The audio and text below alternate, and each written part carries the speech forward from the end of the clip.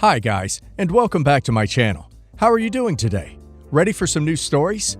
Let's go to the first one, about OP's nephew's girlfriend, who is blaming OP for ruining her relationship after OP advised his nephew not to marry her. Well, I think she only has herself to blame, after she said she's planning to name her future child after her late husband. Listen to the story, guys, to find out why, and of course to hear my insights. Enjoy the stories, and don't forget to like and subscribe. And of course, don't forget to leave a comment. I, male 38, have always had a very close relationship to my nephew Luke, male 24. Luke's mother, my sister, died when he was 4. His father Tommy does a pretty good job, but is always working. So although Tommy isn't around so much because he's trying to keep the lights on and food in the refrigerator, I've kind of taken some of the more guidance-related parenting as Luke got older.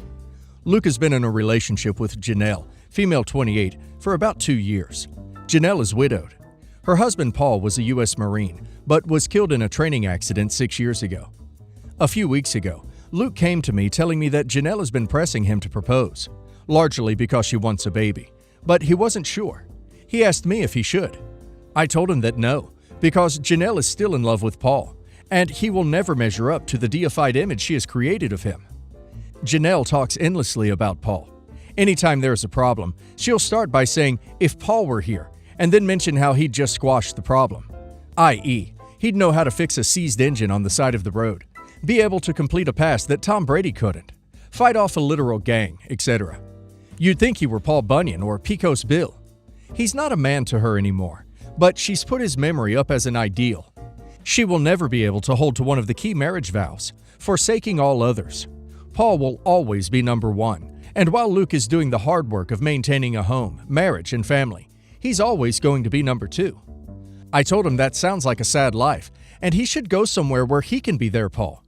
He was hesitant, so I told him to invite her over for dinner. I'm going to ask her a couple of things. From there, he can decide. So Janelle comes over, and I tell her that her and Luke have started talking about children, and I'm excited for them. She's beaming and really excited too. I ask her if she has any names in mind. Obviously, she says Paul for a boy. I ask her if she'd consider Luke. She looks at me like I just suggested she jump off a cliff. She gets a bit angry and says how it's important to her to honor Paul, and he isn't here like Luke is. I told her I meant no offense and continued on. The next day, I went to Luke and told him that he's a fool if he marries her.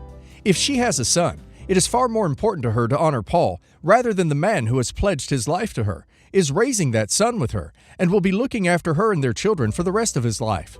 Although I'd not bat an eye if she wanted to name their son anything other than Luke or Paul. She reacted as if it were a bad joke when I suggested that he get that honor. I told him, Luke, I love you like a son. If you marry this woman, you're going to have a sad life and be marginalized every day. Luke ended the relationship a week later. I hear through the grapevine that Janelle is blaming me for ruining her second chance at happiness. Well, in my opinion, she needs therapy and not a baby. Also, it sounds like Luke is not sure himself if he wants to get married. You don't ask people if you should if you really want to. Janelle can blame OP all she wants, but she's the one that torpedoed that relationship by not accepting that her first relationship is over. I think Luke dodged a bullet by listening to OP's advice. And now let's hear the community's opinion.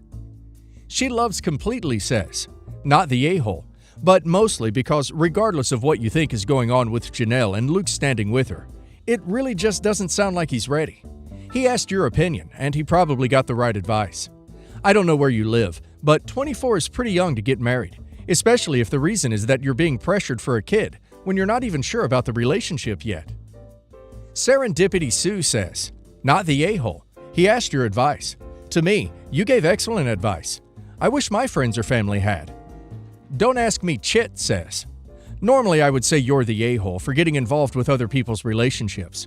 But if you could so easily talk your nephew out of marrying the woman that he loves, then there were other issues. Seems like both the girlfriend and the nephew have issues they need to work on, not the a-hole. Today, my brother's fiancé said that I'm only allowed to bring my ex-girlfriend to their wedding, and I will no longer have a +1, because they do not want any strangers at their wedding, unless it's her. I also must tell her by Thursday if my ex will be going too, or else my ex cannot go.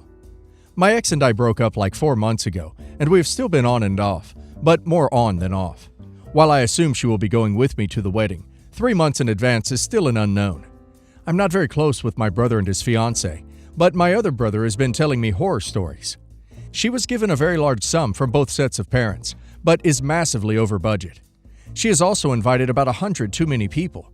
She's also invited people literally hours after meeting them to her wedding. She's also said, "I want to invite as many people as possible so that we can get lots of gifts." Today she said that if my ex will not be attending, my +1 will be rescinded.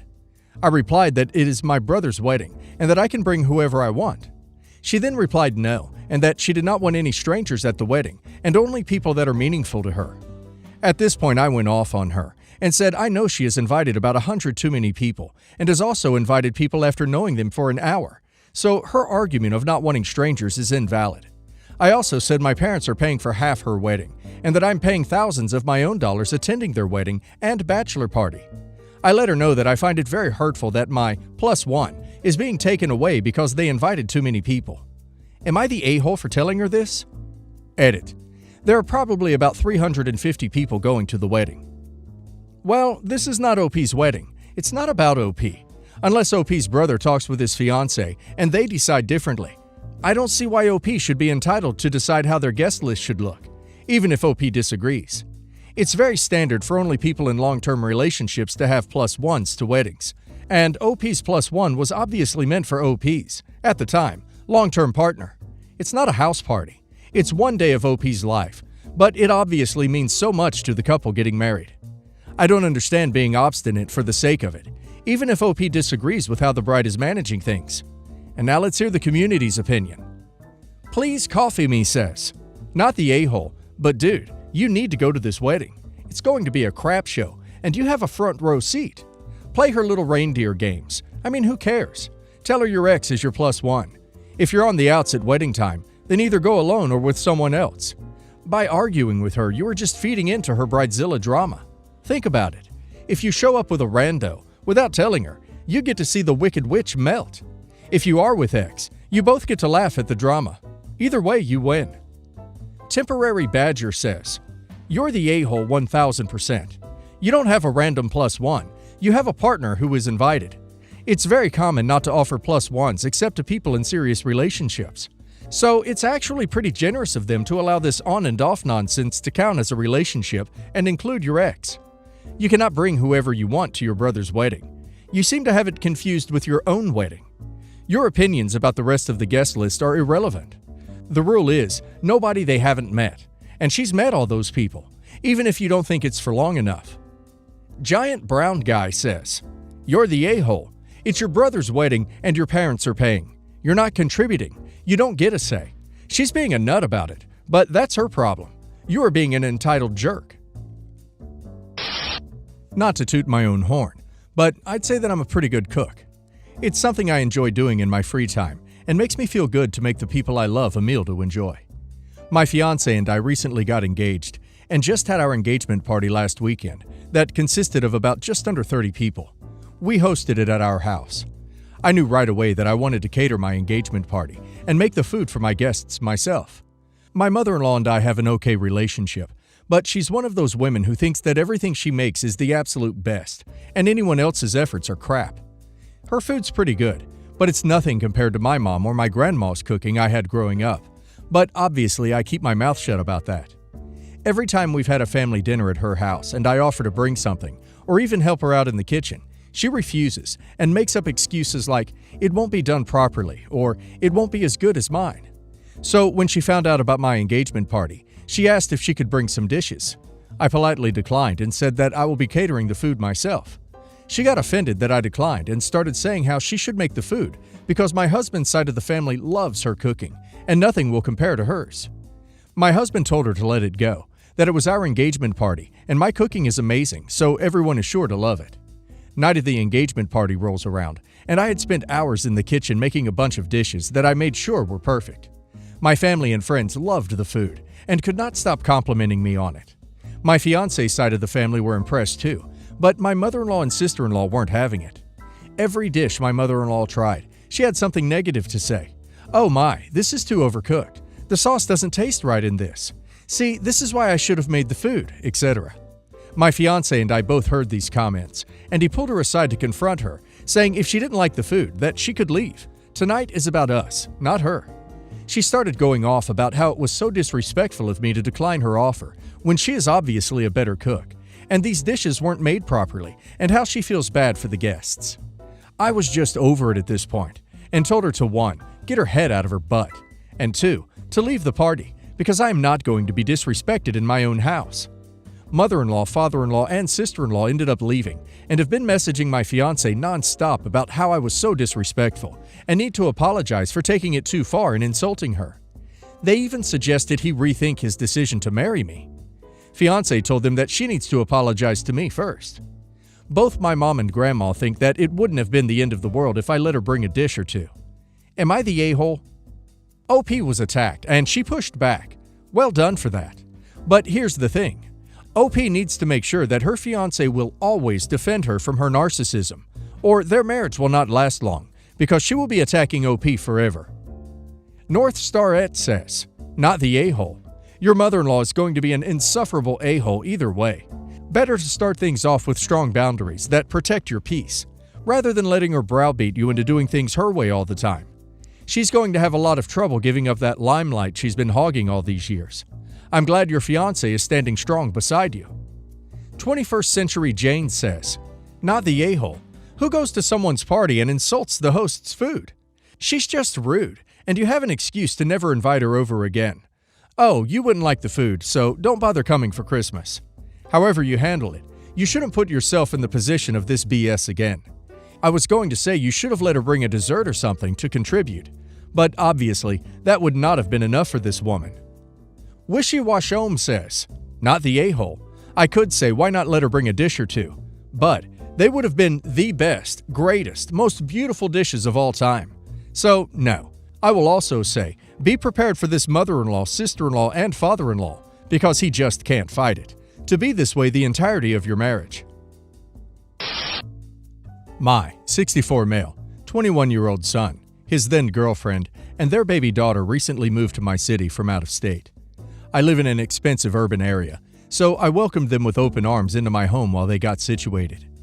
Everything was going smoothly until 2 months in, and my son was arrested on a probation violation on an underlying robbery charge. Although my son has a spotty criminal history that has caused some tension in our family in the past, his robbery charge is far and above anything he's ever done, and it put a very bad taste in my mouth. He's often careless, a bit selfish, and can be very immature at times, hence the probation violation. I was very angry at him when it happened. I still am, for throwing away his life and putting his girlfriend and my grandkid into a very difficult spot. His girlfriend broke up with him while he was being held in jail, and I also told him that he was not welcomed back into my home. It has been roughly a year, and my son has been released from jail. My grandkid and his ex-girlfriend still live with me. I love having them here, and I've come to love my grandkid's mother as my own daughter. I'm more than happy to help her with childcare and housing, especially because it's not her fault that my son made poor decisions that affected her. However, my son has nowhere to go. He has been couch surfing from friend's house to friend's house since his release and has had some trouble finding work. He's very upset that I have chose his ex and my grandkid over him and is angry that I won't move him back into my house. If I move him into my house, my grandkid and ex will need to move out. I don't want that to happen. I've been standing my ground on not letting him back into my house. However, I'm beginning to wonder if I was too harsh on him. Puzzle-headed Good 780 says, not the a-hole. His ex is fam now, blood. The son is ruining the vibe. He needs to man up. You know you raised better. RMMO35 says, not the a-hole. Your grandchild is your priority, and that means prioritizing their primary caregiver, i.e., your son's ex. Your son is a grown man. He'll figure something out. Chlorinchima says, not the a-hole. You are doing the right thing. The best thing you can do for your son right now is to keep taking care of his child. Send him resources regarding shelters and jobs programs, being there for him in ways other than housing, and maybe helping him book a counseling or therapy session. Recently, my female 32, friend, female 32, and her husband, male 34, purchased their first home, and they had a housewarming party after they finished decorating it. Rachel, my friend, kept showing off her stuff, boasting about paint colors, etc. Frankly, you could tell she's decorated all of it. It had her basic style written all over it. There was nothing there that would scream Matt, her husband. But I kept my mouth shut. I knew she was a bit controlling in the decorating department. We shared a flat for a year in uni. I've had a few drinks and was slightly tipsy. Some others were drunk, including Matt. After yet another comment from Rachel about her beige color shift, I admit I can't stand her taste, and that's the reason we've only lived together for a year. She wouldn't compromise, and she got kind of angry with me after her live, laugh, love disappeared one day in mysterious circumstances. Anyway, when she made a comment, I asked Matt what he thought of the decor and if it's everything he wanted. Unexpectedly, Matt blurted out that he hated it. He spent thousands and she wouldn't let him pick a color for anything, not even his office. He works from home. I didn't expect that answer, and I'm sure his honesty was caused by alcohol. I tried to switch the subject, but Rachel got really angry with him and shouted, "What do you mean you hate it?" And she started arguing with him in front of everyone. But he was too drunk, so he just went to bed, ignoring her. It got really awkward, and we all left. It seems they've argued since then, because Rachel has been telling me that I'm the a-hole, constantly messaging me because I almost ruined her marriage, and I ruined her house because she had to agree to let him decorate his office, and he chose green, which she hates. She's telling all our friends what a jerk I was. I feel really bad, and this was not my intention. Should I apologize? Am I the a-hole for causing the argument?